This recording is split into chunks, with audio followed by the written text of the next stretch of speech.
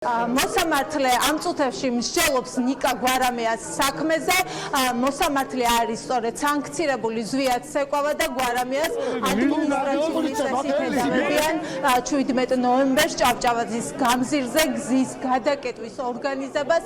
ამ წუთებში ადვოკატი მოსამართლეს და ასევე შინაგან საქმეთა სამინისტროს წარმომადგენელს აჩვენებს კადრებს, რომელიც მისი მტკიცებით ადასტურებს იმას, რომ ნიკა გვარამია უდანაშაულო, თუმცა მანამდე სანამ პროცესი დაიწყებოდა ადვოკატმა თქვა ასეთი რაღაც, რომ არ გამორიცხავს თუ იქნება პოლიტიკური დაკვეთა, რომ ნიკა გვარამია ასევე ვიხილოთ ადმინისტრაციული წესით დაკავებული და ასევე არ არის გამორიცხული, რომ მას ჯარიმა დააკისროს, რომ ნიკა გვარამია ერთ-ერთ საქმეზე უკვე იყო ადმინისტრაციულ 12-დღიან პატიმრობაში, ის დააკავეს სწორედ იმ დროს, როდესაც მის ოფისში ჩხრეკა მიმდინარეობდა, სწორედ ამის შემდეგ დაიწყეს მის წინააღმდეგ საქმის წარმოება და 12-დღიან პატიმრობაში იმყოფებოდა.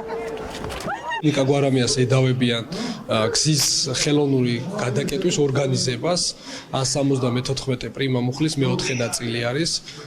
ეს მუხლი თვალისწინებს ადმინისტრაციულ პატიმრობას, ასევე შეიძლება სხვა სახთელის სახეც იქნას გამოყენებული. არანაირი მოლოდინი სასამართლოს მხრიდან არ აგვაქვს, მათ შორის რომ სასამართლო მიიღებს სამართლიან გადაწყვეტილებას. რა თქმა უნდა, ამ საქმეზეც სასამართლო აუცილებლად დაარღვევს ადამიანთა უფლებათა კონვენციის მე-6 მუხლს, რაც გულისხმობს სამართლიანი სასამართლოს უფლებას.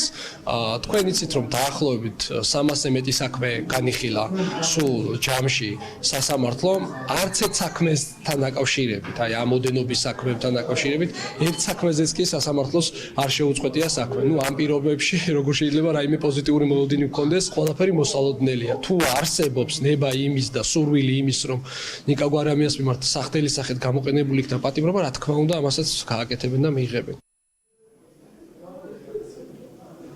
დღეს სასამართლოში რამდენიმე პროცესია, მათ შორის იქნება მსახიობ გიორგი ბახუტაშვილის საქმეზეც მსჯელობა, რომელიც ასევე ადმინისტრაციული წესით არის დაკავებული და ის იმ დროს აიყვანეს, როდესაც ერთ-ერთ მოქალაქეს ეხმარებოდა, ვინც სამართალდამცავებს ჰყავდათ დაკავებული, რადგან ეს მოქალაქე იყო შეუძლო და ბახუტაშვილი პოლიციელებს უხსნიდა, რომ მის უგონო მდგომარეობაში ყოფნით შესაძლოა მის ჯანმრთელობას სერიოზული პრობლემა შექმნოდა, თუმცა სწორედ ამ დროს თავად სამართალდამცავლებმა ფიზიკური დაზიანება მიაყენეს ბახუტაშვილს და ადმინისტრაციული წესით დააკავეს.